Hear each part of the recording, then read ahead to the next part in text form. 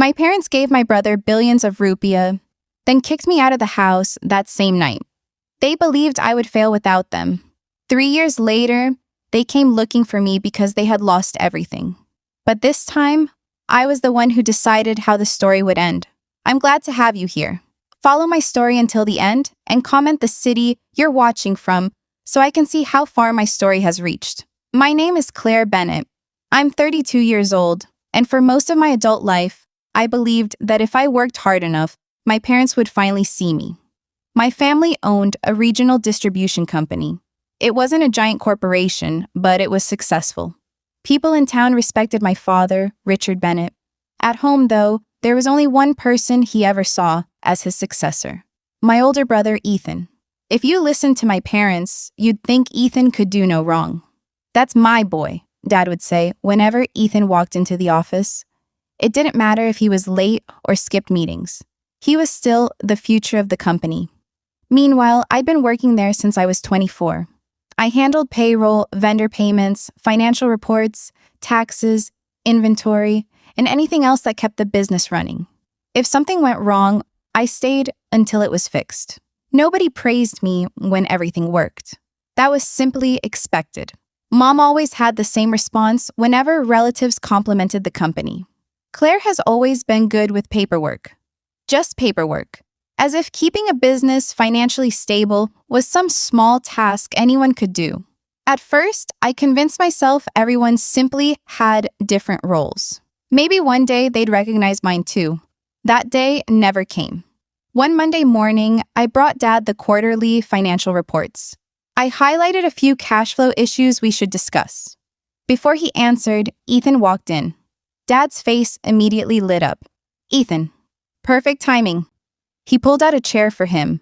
"I want your opinion on expanding into 2 new markets." I couldn't stay quiet. "The reports suggest we should slow down before expanding." Dad didn't even open the folder. "We'll be fine." Ethan smiled. "I've got a good feeling." Dad nodded. "That's exactly the confidence this company needs."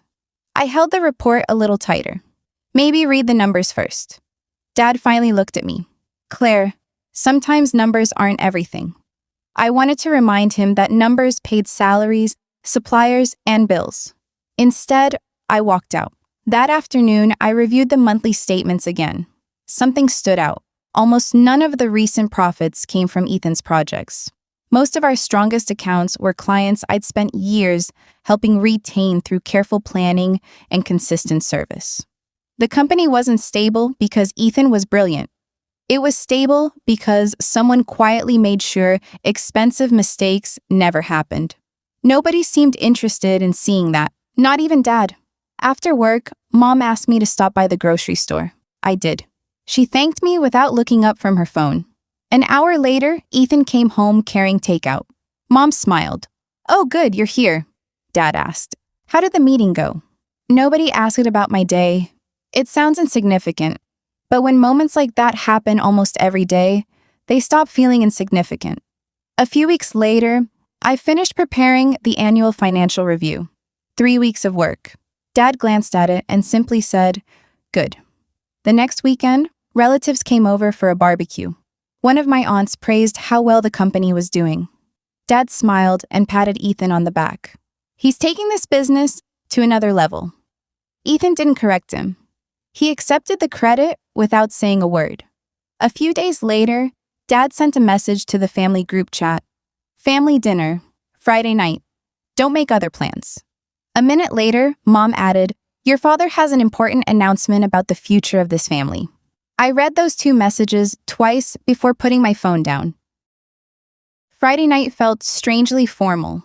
Mom had set the dining table like we were celebrating something. Candles, good plates.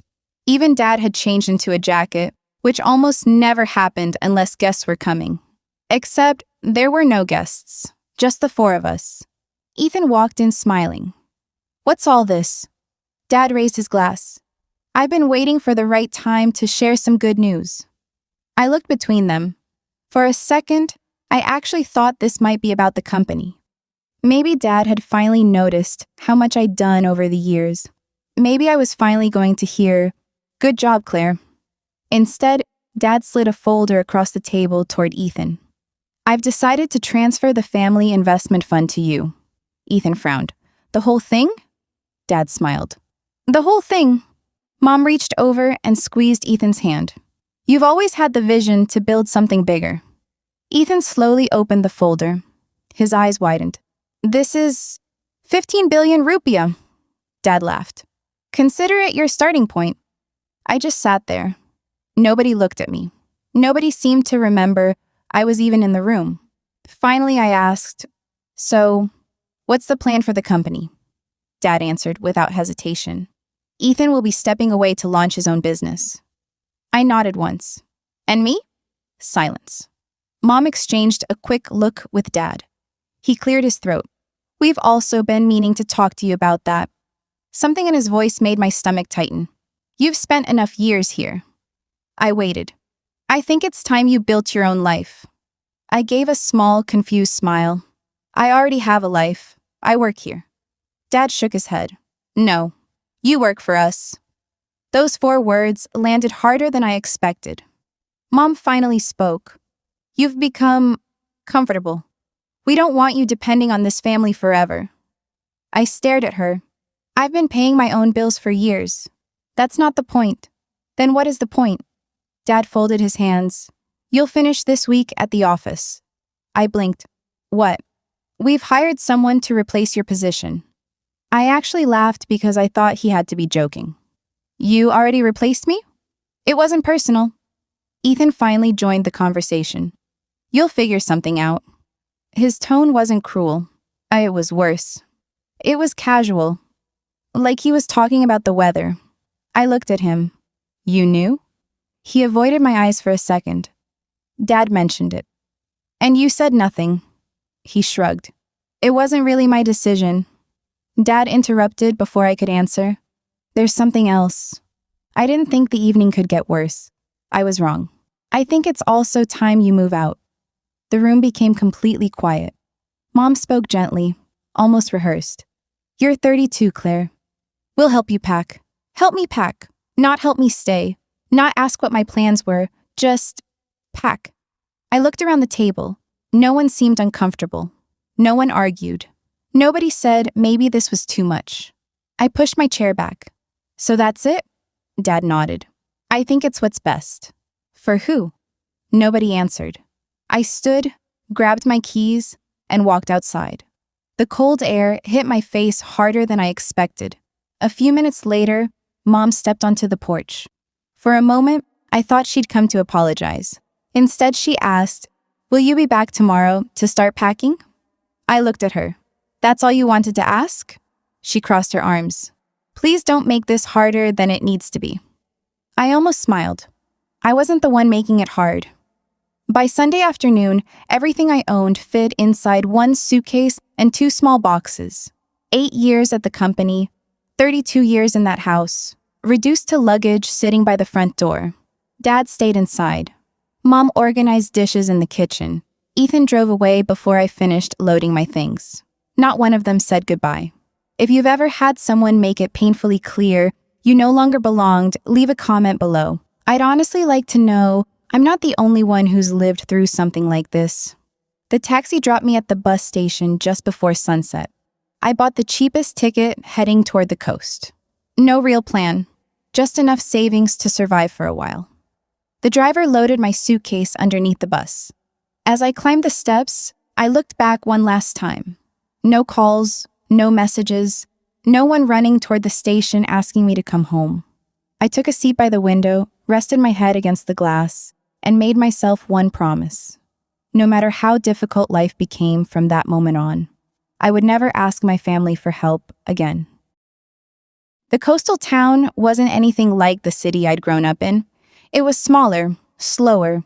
Most people knew each other, and almost every business was family-owned. I checked into the cheapest motel I could find and spread my savings across the bed. Rent, food, bus fare. I did the math 3 different times. If I was careful, I had a few months before I ran out of money. Finding a job turned out to be harder than I expected. Every interview ended almost the same way. We're looking for someone local. We've already filled the position. We'll call you. Nobody ever called. One afternoon, I walked into a small coffee shop just to get out of the rain. The owner noticed me staring at a stack of unpaid invoices on the counter. He laughed awkwardly. "Don't mind the mess." I smiled. "I've seen worse." "You work in accounting?" "I used to." He poured himself another cup of coffee. "Then tell me something." He pushed a folder toward me. "I can't figure out why we're always busy, but never seem to have any money." I wasn't planning to work for free, but I looked anyway.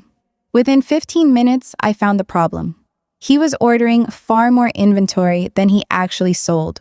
Some suppliers were charging him twice for the same items because no one had caught duplicate invoices. He stared at the papers. "You're kidding." "I wish I was." He leaned back in his chair. "So, what do I owe you?" I shook my head. "Nothing." He insisted on paying for my lunch instead. 3 days later, he called. "My cash flow already looks better." That surprised even me. A week later, he introduced me to a friend who owned a small bakery. "Talk to Claire," he told him. "She sees things everyone else misses." The bakery became my first paying client. Not a huge contract, just enough to cover another month's rent. Then came a neighborhood hardware store, a landscaping company, a local restaurant. None of them were big businesses, but every owner had the same problem. They were working hard without really knowing where their money was going. That part, I understood. Word traveled faster than I expected.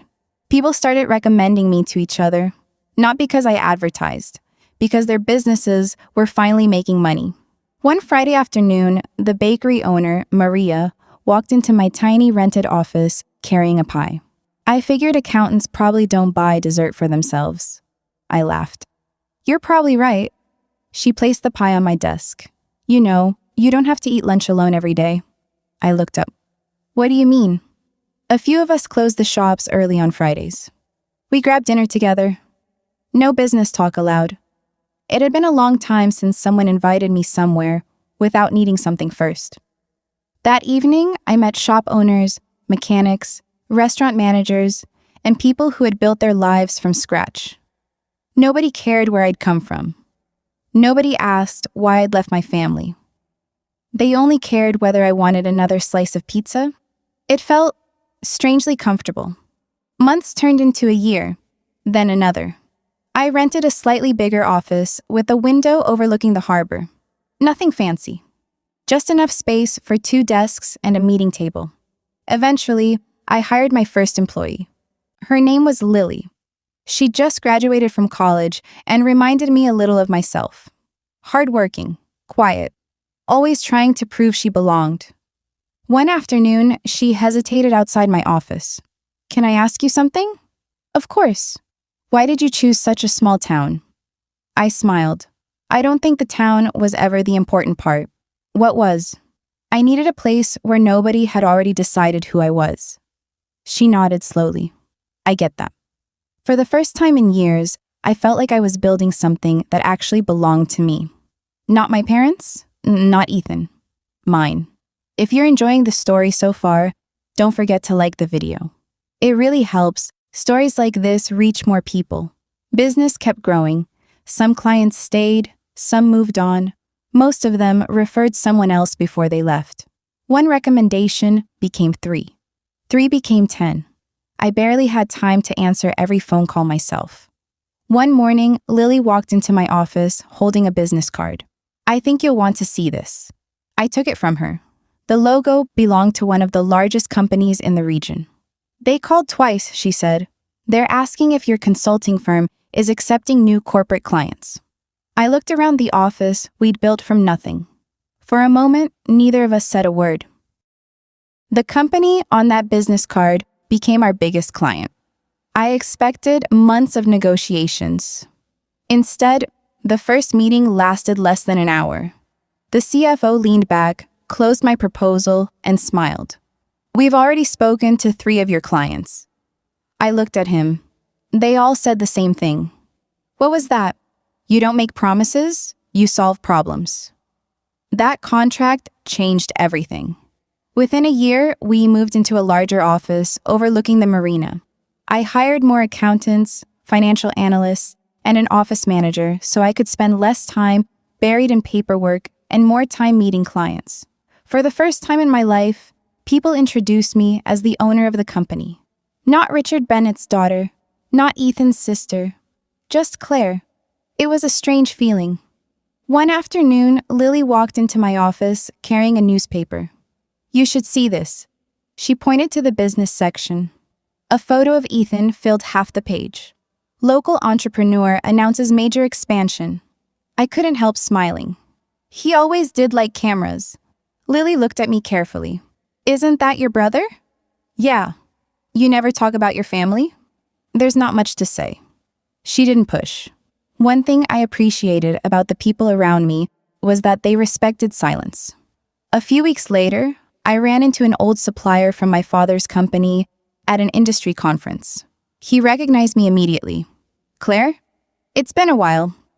We shook hands and chatted for a few minutes before his smile faded. "I hate asking this." "Asking what?" "Have you spoken to your family recently?" I shook my head. "No." He hesitated. "I probably shouldn't say anything." Then he sighed. "Ethan's company is spending money faster than it's making it." I stayed quiet. Big offices, expensive equipment, aggressive expansion. Your father keeps insisting everything's under control. But suppliers have started waiting longer for payments. That wasn't a good sign, not for any business. Still, I didn't ask more questions. It wasn't my company anymore. A month passed, then another. Small pieces of information kept finding me anyway. An old employee called to ask if I was looking for experienced accountants. They've been laying people off. Another former client mentioned that my parents had quietly sold a warehouse. They said they were restructuring.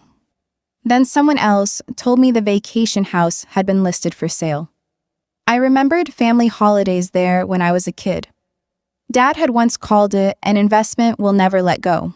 Apparently, never wasn't as long as he'd thought. I tried not to think about it. Every time the subject came up, I changed it. My life was finally moving forward. I didn't want to keep looking over my shoulder.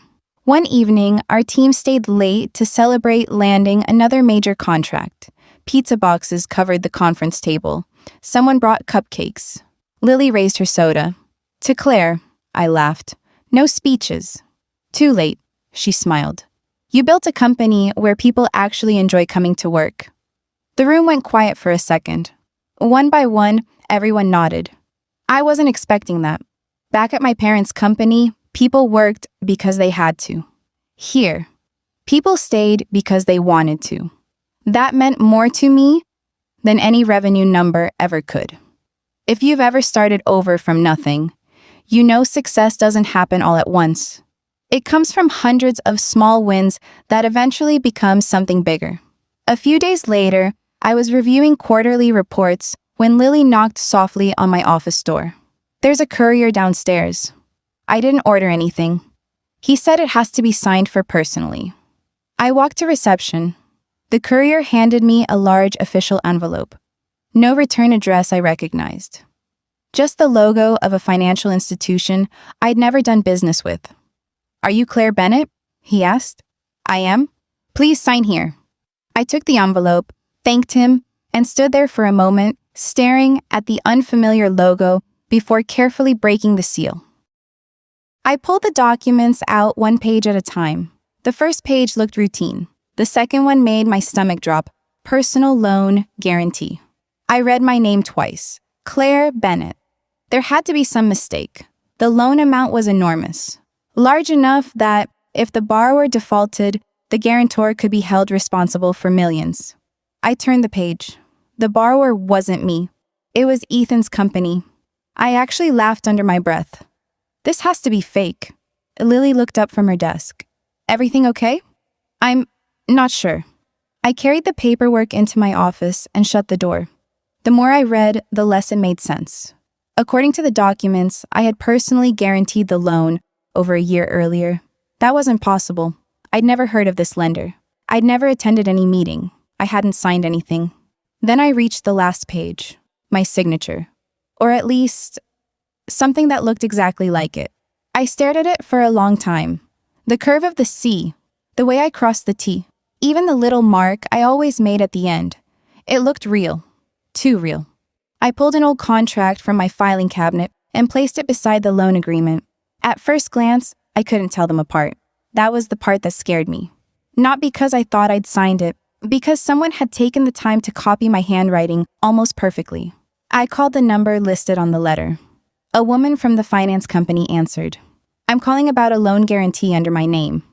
She asked for my reference number and placed me on hold. When she came back, her tone had changed. Ms. Bennett, according to our records, you signed the documents in person. I absolutely did not. We also have identification on file. I'd like to see everything you have. There was a short pause. I can arrange copies for you. Please do. By the end of the call, my hands were colder than before. This wasn't just an administrative error. Someone had built an entire file around my identity. I spent the rest of the afternoon checking calendars, emails, and travel records from the date listed on the agreement. I already knew what I'd find. I wasn't anywhere near that city. On the day I supposedly signed the documents, I had been meeting clients 3 hours away. My calendar, phone records, even hotel receipts proved it. That should have made me feel better. Instead, it raised another question. Who would go through this much effort? I considered hiring a lawyer immediately. Then I stopped. Before I accused anyone, I wanted facts, not assumptions. A few days later, the finance company emailed scanned copies of the file.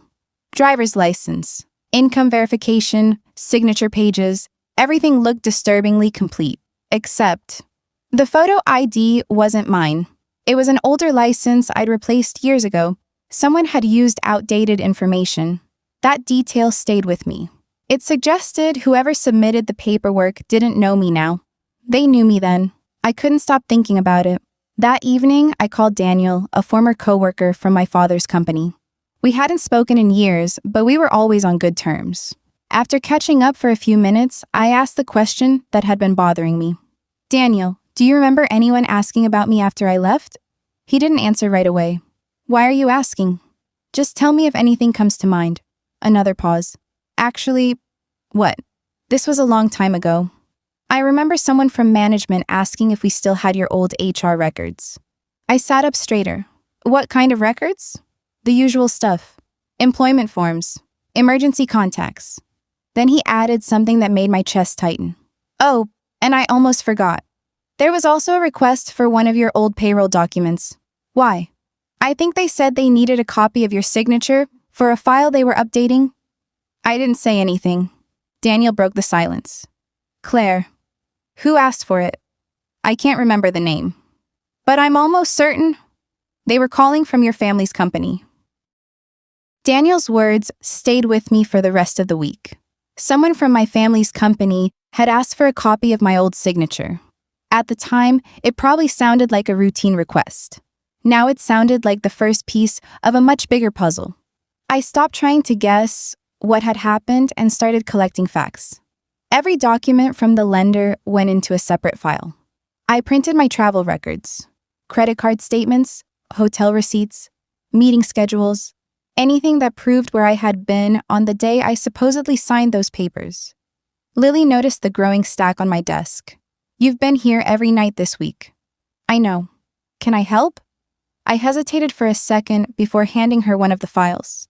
I need another set of eyes. She spent nearly an hour comparing signatures. Finally, she looked up. If I didn't know you, I'd think these were real. So would I. She pointed at one page. But look here. I leaned closer. The signature itself was convincing. The date wasn't. Whoever completed the paperwork had written the date in a format I never used. It was a tiny detail. Most people would never notice it. I did. I always wrote the month first. The document showed the day first. Another page listed my home address. Except it wasn't my home. It was my parents' address. The house I'd left years earlier. Someone had filled out the application using information that was already outdated. Piece by piece, the story stopped looking like an accident. It looked planned. I scheduled a meeting with an attorney who specialized in financial fraud. He spent almost 40 minutes reading everything without saying much. Finally, he closed the folder. You have strong evidence that these documents weren't signed by you. I nodded. So what happens now? He folded his hands. That depends on what you want. What do you mean? If we report this as identity fraud, the lender will investigate. And? And if someone knowingly submitted forged documents? He didn't finish the sentence. He didn't have to. I understood. This wasn't just about a bad loan anymore. It could become a criminal investigation. I asked the question I had been avoiding. If my family was involved, he answered carefully, anyone involved could face serious consequences. I thanked him and walked out with more questions than answers. On the drive back to the office, I pulled into a parking lot overlooking the water.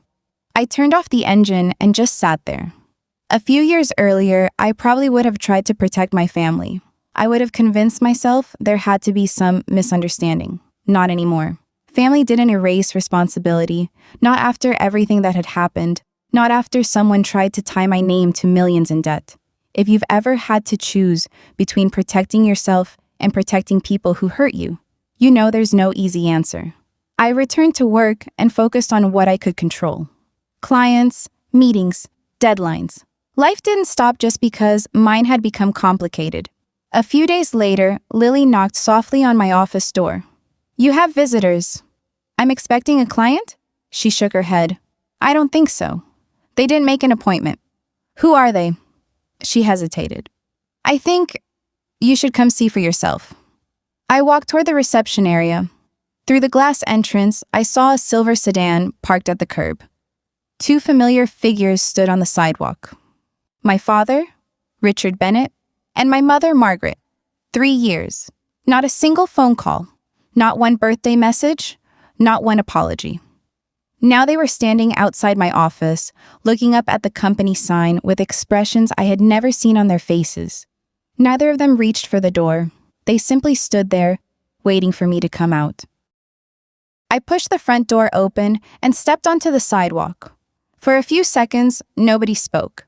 My mother smiled first. It looked forced. Claire. I nodded politely. Mom. Dad. My father glanced at the company sign behind me. So, this is your office. It is. He gave a slow nod, like he was inspecting a building he might buy. Nice place. 3 years. That was his opening line. Not, how have you been? Not, I'm sorry, just... Nice place. I folded my arms. What brings you here? Mom stepped forward. We were hoping we could talk somewhere private. My office is full today. Dad looked annoyed. It won't take long. I thought about saying no. Instead, I led them into a small conference room overlooking the harbor. Lily looked at me from across the office. I gave her a small nod to let her know everything was fine. It wasn't, but she didn't need to know that yet. Dad sat down without waiting to be invited. Mom stayed standing for a moment before quietly taking the seat beside him. I remained across the table. No coffee, no small talk. Dad cleared his throat. It's been too long. I didn't answer. Mom tried next. We've all said things we regret. I looked at her. Have we? She lowered her eyes. Dad leaned forward. We're here because there's been a misunderstanding. There it was. Not an apology. A misunderstanding. I kept my voice calm. What kind of misunderstanding? He exchanged a quick glance with Mom. Someone told us you've been asking questions about Ethan's business. I've been answering questions. That's not what I heard. I almost smiled. So why are you really here? Nobody answered immediately. The silence said more than either of them wanted it to. Finally, Mom spoke. Ethan is under a lot of pressure. I imagine he is. His company has had some setbacks. I've heard. Dad interrupted. He made a few mistakes. A few. That was an interesting way to describe millions in debt.